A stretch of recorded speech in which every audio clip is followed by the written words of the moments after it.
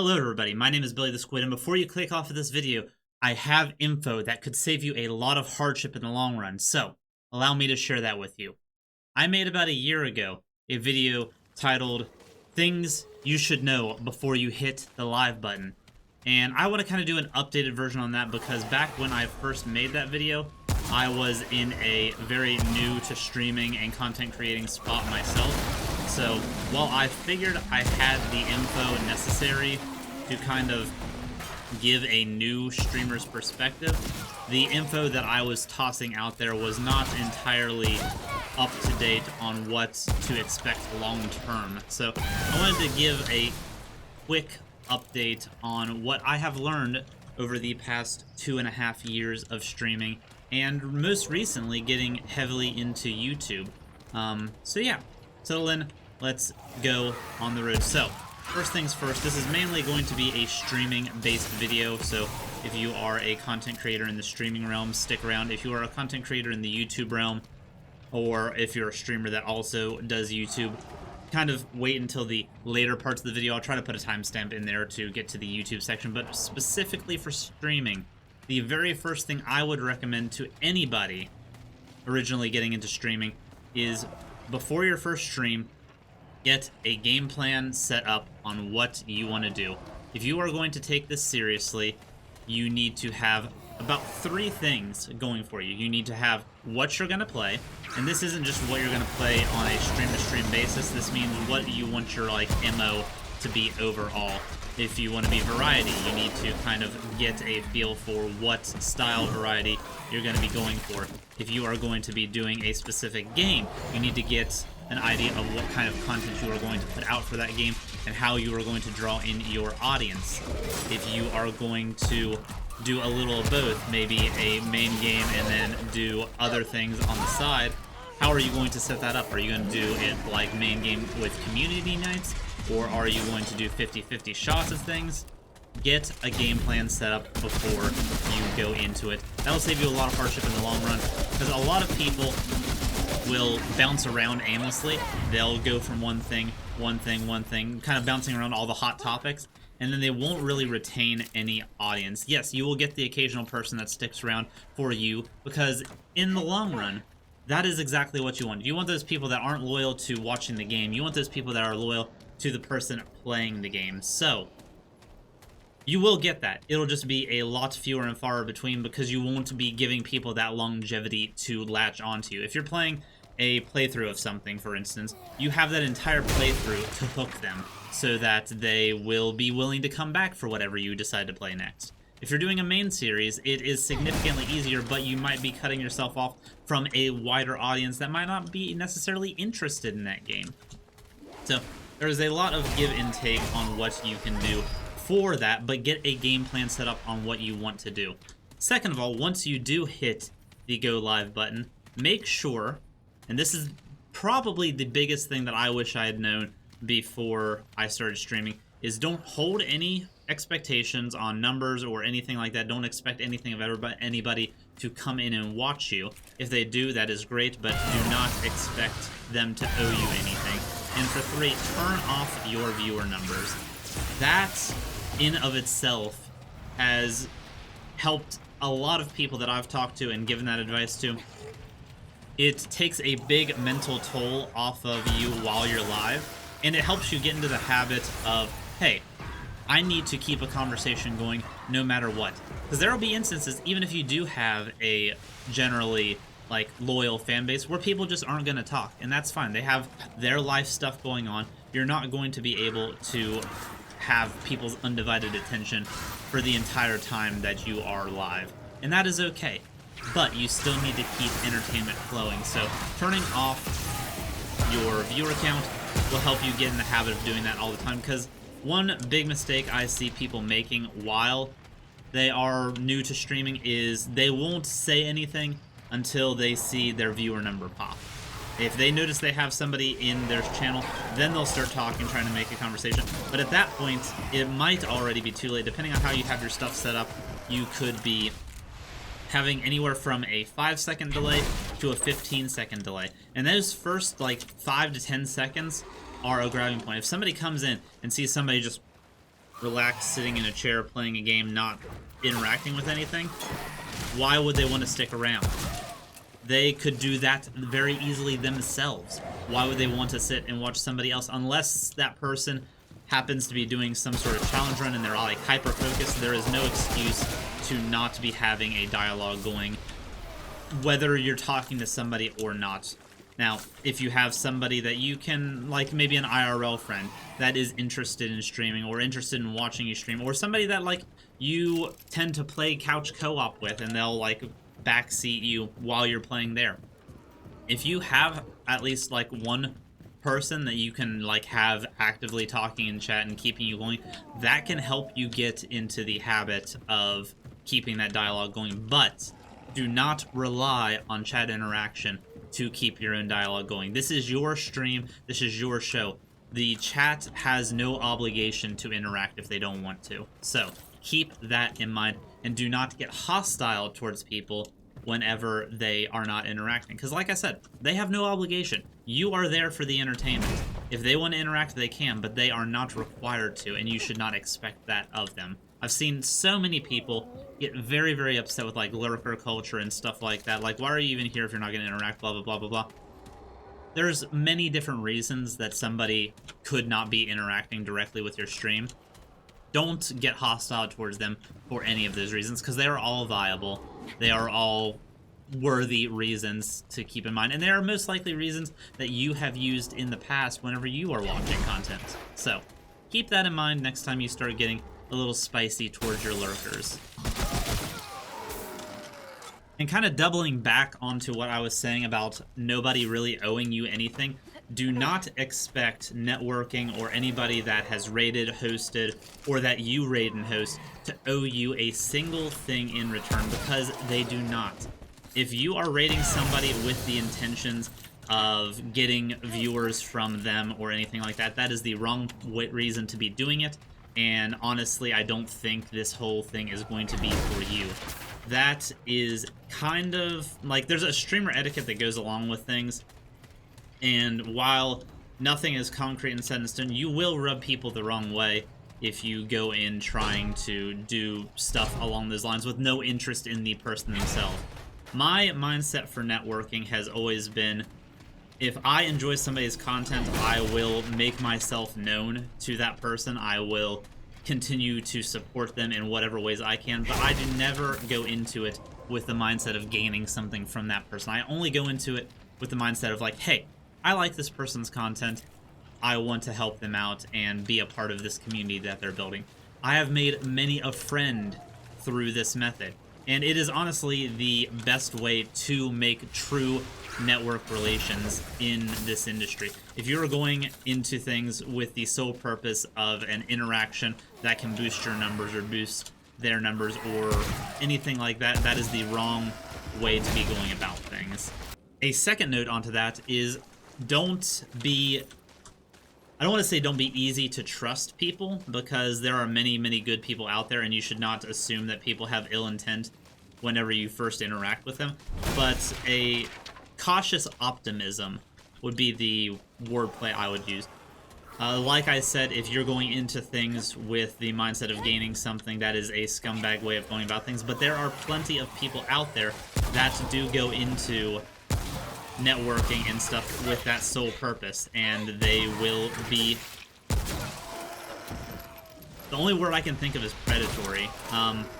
It's just not a long-lasting relationship. It's something that they are going to gain whatever they sought out to gain from X, Y, and Z, and then most likely they are going to dip out as soon as whatever resource they are trying to get has dried. And unfortunately, this is the majority of starters coming out. They are willing to butt heads. They are willing to play dirty, if you will, to get ahead in this industry. And while that might work for some, and if you can buddy up to a big streamer and actually make a like solid connection, yes, it can very much change the entirety of your streaming career. But that is like winning the lottery. It is very, very rare that that kind of a situation is going to happen, especially if you are going into it with a gain mindset.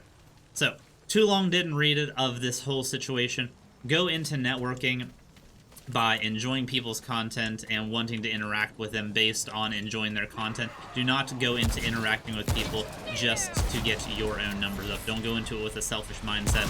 Go into it by looking for people that you enjoy and finding interactions there. It'll be more genuine that way. It'll make the person that you're interacting with feel like they're appreciated and not just a resource. It's just good for everybody all around. And people, whenever you treat them like that, are more likely to give feedback or help or anything in return once you develop that bond and that friendship. So don't underestimate the basics, the golden rule. Treat others like you'd want to be treated, fam. This is back to kindergarten stuff. And now we're kind of bouncing into other realms outside of streaming itself. So if you are trying to get numbers to grow, one thing I will say right off the bat is don't put all of your eggs into a single basket when it comes to gaining outreach, gaining a presence online. If you go in exclusively streaming on Twitch, you're going to have a bad time because Twitch is not built for like findability. It is very hard to actually find somebody in the Twitch directory. There is not a lot of resources out there on Twitch per se that will feed into like an algorithm to make you more findable. At Twitch, you're basically at the mercy of somebody looking for a game in particular or something in particular and then happening to click on you. There's no real way for Twitch to feed your name to people, and they're getting better with that. They are doing better ways with like front page stuff and stream boosts and stuff like that, but starting out you're not going to have any kind of like sway in that. You might get a lucky front page, but most people go their entire streaming careers and won't get a front page slot. So don't rely on that stuff, and don't rely on Twitch to get you people to find. Yes, if you're doing something extremely interesting and it draws people's eyes, you might get lucky in that regard, but in the majority of situations, you are at kind of the mercy of other people to find you. And the way you want to grow in this industry is to make it as easy to be found as possible, which brings me back to what I was saying. Don't put all of your eggs in one basket. If you are a Twitch streamer, I highly suggest you go on to YouTube and start doing YouTube content as well, whether it be like doing Twitch highlights, or whether it be, say,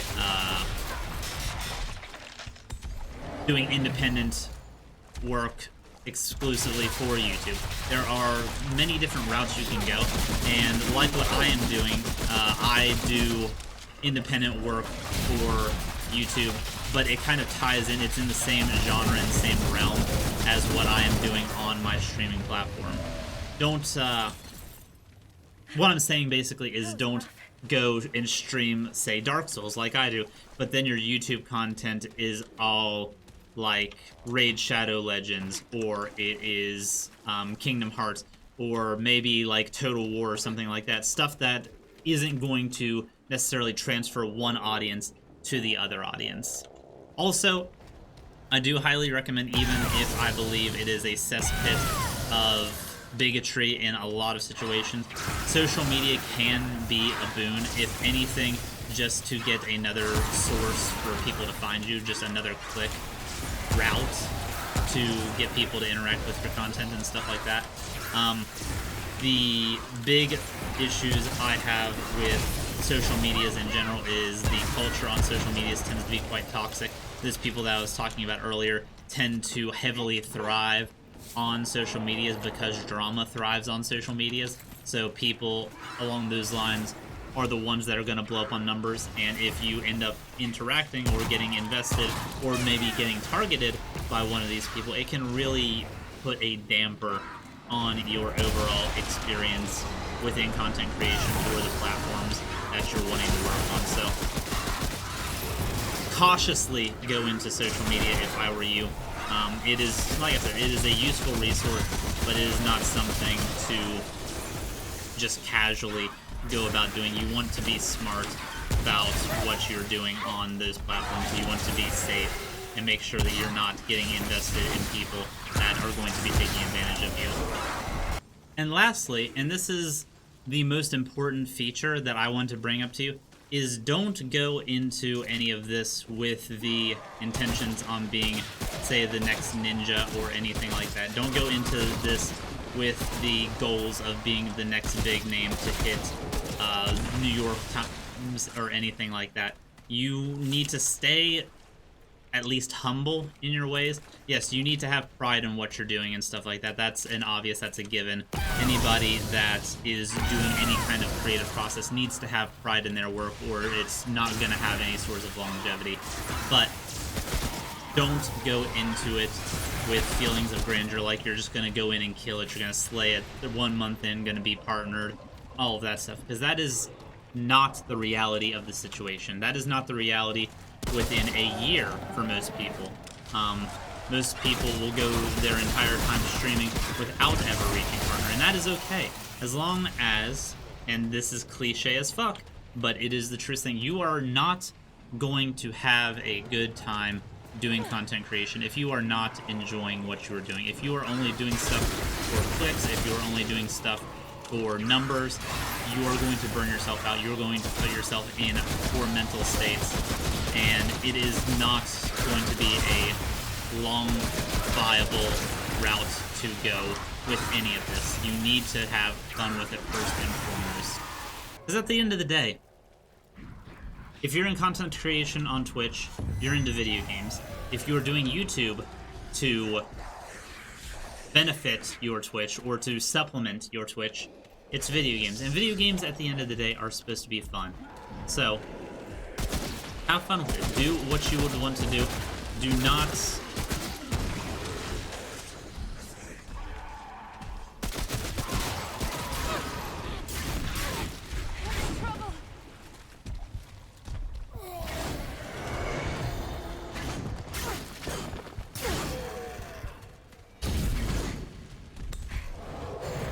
I don't want to go into this with the mindset that you can't do both, because you very much can, but you just need to be aware of what you're doing with content creation. There is a fine balancing act. If you are wanting to actively grow, you still need to do it in a route that is fun to you. So yeah, these are the big things I wish I would have known whenever I first started doing content creation, whenever I first jumped into YouTube, all that stuff. Hopefully this all found some ground with y'all. Hopefully you all found this helpful.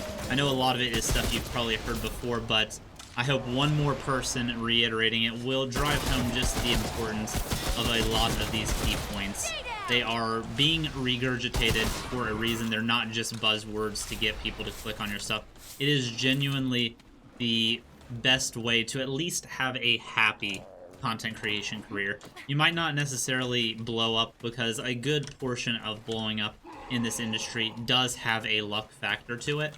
You can analyze algorithms all day and all that stuff, but at the end of the day, there is a small amount of luck that does play into anybody blowing up. So mainly just have fun with it. Do what you can. Do whatever levels of success you're able to reach. Do not get downtrodden on yourself whenever success may elude you, or what other people's version of success might elude you, because everybody's version of success is different. You having a 20 viewer stream might be the highlight of your day, and that's okay. That's great. I'm happy for you. So keep it in perspective. Keep it at home. Do not compete with other streamers as far as, oh, their numbers are so much higher than mine, why aren't my numbers where theirs are at? It's more of an internal competition than it should ever be an external competition. I feel like people don't really sink into that mindset. They're too quick to belittle others or put others down or make enemies of others because of their successes or whatever they're doing that is working, instead of looking at themselves and being like, hey, what isn't working for me? So, thank you all for watching. Hopefully, again, you found this video useful, and I will see you all in the next video. Much love, Tenant Crew. Bye-bye. Fuck off.